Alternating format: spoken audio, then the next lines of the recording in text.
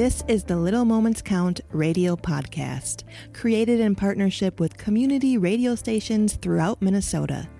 Each episode, you'll hear interviews with early childhood experts on how to support the important brain development that takes place in the first 1,000 days of life, just through little moments every day. Learn more at littlemomentscount.org/podcast. Walter Q. Bear Banks Jr. got you on the afternoon like today, a gorgeous day, 67 degrees. It's nice outside, ladies and gentlemen. Get out and definitely enjoy. But letting you know right at this moment, it's Little Moments Count, and we got my man, Mr. Brandon Jones, on the line, but letting you know that Little Moments Count, along with KMOJ Radio, we host a conversation every other Tuesday at about 3:30 in the afternoon, and letting you know and keeping you in the know when it comes to Little Moments Count. Mr. Brandon Jones, I'd like to say good afternoon to you. How you feeling, sir? Good afternoon. I'm doing well. Glad to be here. That's what I'm talking. For the listening audience, the subject matters is about youngsters and youth, and when it comes about that Little Moments Count, because they're looking at 3 months to a year, or not a year, but 90 days, and talking about a young person's life, and it talks about the fundamentals of being able to touch, to feel, to sing, to sound, and that kind of thing. Can you explain to the listening audience how important it is to implement those kind of things within a young person's life at a very early young age? Absolutely. It's extremely important. I think we sometimes overlook the importance of doing normal things like playing with our children, reading to our children, talking back, giving high fives, things of that nature, because we don't always see the development. But what's happening in those first 3 years of life of your child is their brain is growing, and it's growing really fast. Every interaction, taste, touch, tone, eye contact, smells, all those things help to shape how a child feels safe, how a child feels loved, and how a child feels connected. It helps them understand and navigate the world around them. So these early bonds definitely set a stage for emotional regulation and long-term mental and emotional health impacts. Now, when it comes to you and that you do, give us a little insight about yourself of what got you on this road when it comes to the little ones, the youngsters and the youth, and that training aspect. Yeah, absolutely. So I am a former therapist myself. I practiced therapy for about 8 years full time. I currently run a children's mental health education nonprofit where we work with professionals, families, and young people on all aspects of navigating mental health systems. And what got me into this work is it's both professional and it's personal for me. I grew up in a household of trauma and drama, seeing a lot of domestic violence as a kid.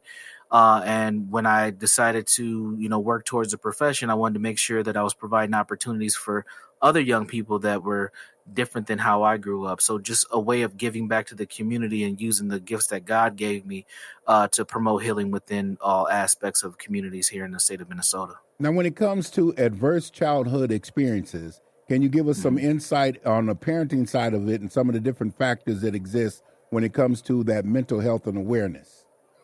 Absolutely. So for folks who are not familiar with adverse childhood experiences, ultimately they are those stressful and traumatic experiences that happen in childhood. A lot of times parents blame themselves for these things because they contribute. And it is important for us to understand and accept that fact. But it's not always your fault, but it is your opportunity to do something different if the adversity does show up. We're talking about things like abuse, neglect, household dysfunction. All these things play a role in how your baby's brain is developed. All those things can affect the brain development and the long-term health outcomes of a person. So knowing about adverse child experiences and knowing about healthy parenting is very important. And that's why Little Moments Count is such a key organization and movement to be tapped into. It really helps parents protect and buffer the kids so that they're stable and that they are building nurturing relationships. Now, when we're talking about the youngsters themselves, and we're also talking about, the topic of mental health, but even beyond that, the parenting side as well, what can some parents do to create that safe zone, shall we say, when it comes to all of those experiences? Absolutely. Well, first, it's hard to measure safety. I think that's very subjective. So I would call it a comfort zone and encourage parents and caregivers to find that level of comfort with their children. And one of the easiest things that you can start right now that costs no money is what we say is start small. Ask how, young people are really feeling. They may be young enough where they don't know how to verbalize those words, but showing them how they feel. Playtime is very important. Call and response, coloring, counting, all these things are important things that you can do today that can make a huge impact later. Validating their feelings. Don't always feel like you can fix everything, but use the tools that we've been given. Books, sometimes shows, tablets and phones are very important, are very instrumental in houses. I know they get a lot of flack, but there's a lot of educational things that you can utilize there as well. And then also, if your child's young enough or old enough to understand, personal stories I think is always helpful. Let the kids know how you were, how things were back in your day, even though the days are different. But just do that. Create that space. It might not always be safe, but we want to definitely aim for comfort where children can be heard and where there's trust and listening taking place.